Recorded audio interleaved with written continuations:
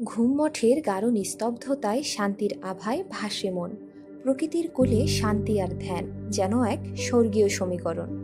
ঘুম মঠের শান্ত প্রাঙ্গণে সময় যেন থমকে যায়।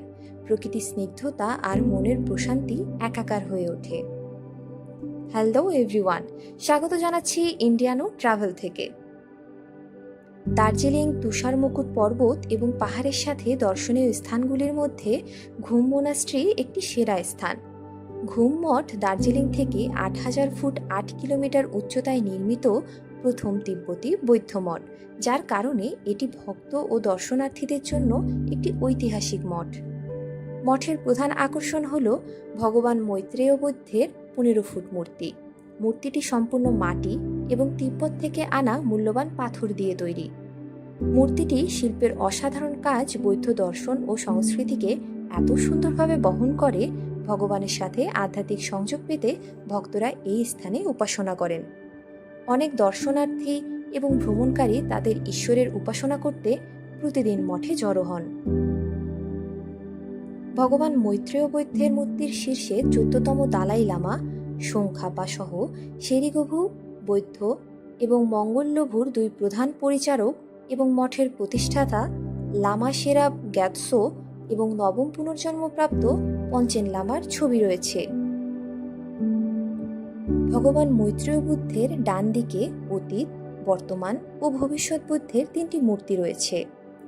বাম দিকে ডোমোগেশে রিনপোচের ছবি রয়েছে, যিনি ঘুম মঠের প্রধান মূর্তি। ভগবান মৈত্রেয় বুদ্ধ মূর্তি নির্মাণ করেছিলেন। চেনগেরেজিক অ্যাভালোকিতেশ্বরের মূর্তি রয়েছে। ১,০০০ হাত, ১,০০০ চোখ এবং ১১ মাথার দেবতা। চেনগেরেজিক অ্যাভালোকিতেশ্বর প্রেম এবং করুণার ঈশ্বর হিসেবে পরিচিত।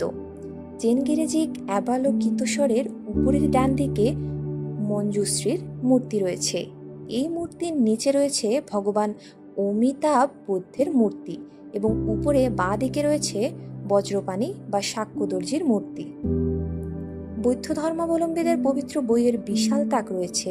সেখানে তিব্বতী বৌদ্ধ ধর্মের ভাষ্য ও দর্শন সম্বলিত কাঙ্গিউর এবং টেঙ্গুরের ১০২ এবং ২১৩টি খণ্ড রয়েছে।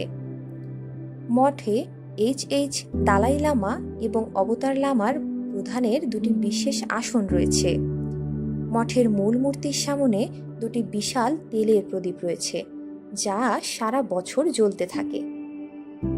পুরো মঠটি তিব্বতীয় বৌদ্ধ ধর্মের চিত্রকর্ম, চিত্রকলা এবং বোধিসত্ত্বদের বিভিন্ন মূর্তিসহ আড়ম্বরপূর্ণ এবং চিত্তাকর্ষক দেয়াল দ্বারা আবৃত। সমস্ত পেন্টিং প্রতিসাম্য রাখা হয়।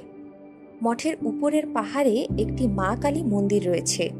মঠটি পাহাড়ের উপর এবং ৮,০০০ উচ্চতায় হওয়ায় দর্শনার্থীরা মঠ থেকে পাহাড়ের অত্যাশ্চর্য প্রাকৃতিক দৃশ্য দেখতে পারেন। ঘুম মঠটি ১৮৫০ সালে মঙ্গোলিয়ান সন্ন্যাসী এবং জ্যোতিষী সোগপো শেরাব গিয়াৎসো দ্বারা নির্মিত হয়েছিল। মঠটি গেলুকপা বা হলুদ হাট সম্প্রদায়ের অন্তর্গত। মঠটি তিব্বতীয় সংস্কৃতি এবং স্থাপত্যের উপর ভিত্তি করে নির্মিত হয়েছে।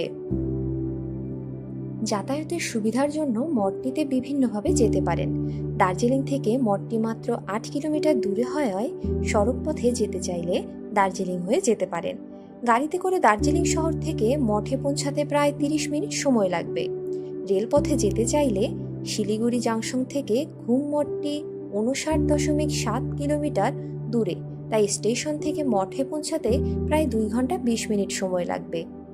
বাগডোগরা আন্তর্জাতিক বিমানবন্দরটি মঠ থেকে মাত্র ৬৪.৬ কিলোমিটার দূরে, তাই বিমানবন্দর দিয়েও যেতে পারেন।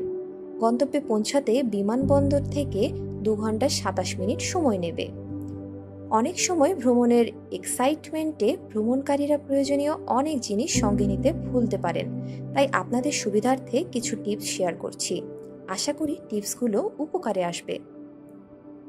শ্রদ্ধা প্রদর্শনের জন্য সাদাসিধে এবং শালীন পোশাক পরুন। দার্জিলিংয়ের আবহাওয়া ঠান্ডা এবং পরিবর্তনশীল, তাই গরম পোশাক সঙ্গে রাখুন।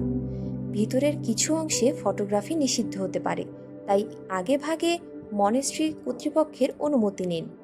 মনেস্ট্রির আশেপাশে খাবারের দোকান সীমিত থাকতে পারে, তাই সাথে কিছু হালকা খাবার ও পানীয় রাখুন। আমরা এখন থেকে মানুষ ও প্রাণীর মধ্যে প্রাণবন্ত ও গুরুত্বপূর্ণ নীতি সম্পর্কে আরও জানতে পারি।